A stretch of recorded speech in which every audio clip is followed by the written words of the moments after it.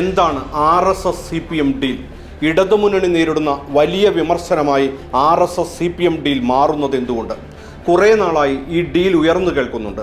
ഈ ഉപതെരഞ്ഞെടുപ്പ് ചൂടിന് മുൻപ് നാം അത് വലിയ ശബ്ദത്തിൽ കേട്ടത് PV അൻവർ MLA-യിൽ നിന്നാണ്. അതും പിണറായിയെ പിതൃസ്ഥാനത്ത് കൊണ്ടുനടന്ന അൻവർ കേരള പോലീസിലെ സംഘിവൽക്കരണത്തിനെതിരെ നിലപാടെടുത്തപ്പോൾ പുറത്തേക്ക് ഇറങ്ങേണ്ടി വന്നു. ചുവപ്പ് പരവതാനി വിരിച്ച് വിളിക്കുന്നത് കണ്ടിട്ടും കോൺഗ്രസിന്റെ കരം പിടിച്ച സന്ദീപ് വാര്യറും CPM RSS ഡീലിന്റെ ഇരയാണ് താനെന്ന് പറയുന്നു. മുഖ്യമന്ത്രിയുമായി ചേർന്ന് നടത്തുന്ന അഡ്ജസ്റ്റ്മെന്റ് പൊളിറ്റിക്സിനെതിരെ നിലപാടെടുത്തു എന്നുള്ളതാണ് ഞാൻ ചെയ്ത കുറ്റം. തൃശൂർ പൂരം കലക്കി താമര വിരിയാൻ കളമൊരുക്കിയത്, കൊടകര കുഴൽപ്പണ കേസ്, UAPA പ്രകാരം കേസെടുക്കുന്നത്, മലപ്പുറത്തെ പ്രതിക്കൂട്ടിൽ നിർത്തുന്ന പരാമർശങ്ങൾ, കേസുകൾക്ക് പിന്നിലെ മതം തിരയൽ, മുനമ്പം വിഷയം അപരിഹാര്യമായി അനന്തമായി നീട്ടിക്കൊണ്ടുപോകുന്നത്, ADGP MR അജിത് കുമാറിന്റെ RSS ബന്ധം, PR അതോറിറ്റിയുടെ ദുരൂഹമായ ഇടപെടൽ, ഇങ്ങനെ നിരവധി ഉദാഹരണങ്ങൾ RSS-CPM ബന്ധത്തിന്റെ തെളിവായി പറയുന്നുണ്ട്. CPM-ഉം സംഘപരിവാറും തമ്മിൽ രഹസ്യ ഇടപാട് നടന്നുവെന്ന് ഓർഗനൈസർ മുൻ ചീഫ് എഡിറ്റർ R ബാലശങ്കർ പറഞ്ഞത് 2021-ലാണ്.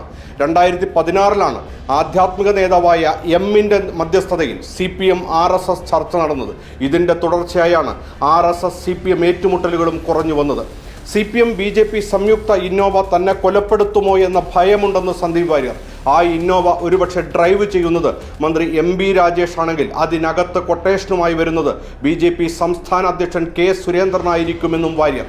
BJP സംയുക്ത ഇന്നോവ എന്നെ കൊല്ലാൻ വേണ്ടി അയക്കുമോ എന്ന് ഞാൻ ഭയപ്പെടുകയാണ്. ആ ഇന്നോവ ഒരുപക്ഷെ ഡ്രൈവ് ചെയ്യുന്നത് MB രാജേഷ് ആണെങ്കിൽ ആ ഇന്നോവയ്ക്കകത്ത് എനിക്കെതിരെയുള്ള കൊട്ടേഷനുമായി വരുന്നത് സുരേന്ദ്രനായിരിക്കാം. രണ്ടാം പിണറായി സർക്കാർ നേരിടുന്ന ഏറ്റവും വലിയ രാഷ്ട്രീയ ഭീഷണി RSS ബാന്ധവം തന്നെയാണ്. അത് കേരള പോലീസിൽ തുടങ്ങി IAS തലപ്പത്ത് വരെ ചെന്ന് തൊടുന്നു. വോട്ട് ബാങ്ക് രാഷ്ട്രീയത്തിൽ നിന്നും അധികാര രാഷ്ട്രീയത്തിന്റെ ഒത്തുകളി എവിടെയാണ് ചെന്ന് അവസാനിക്കുക? ഇനി എന്തൊക്കെയാണ് രാഷ്ട്രീയ കേരളം കേൾക്കേണ്ടി വരിക?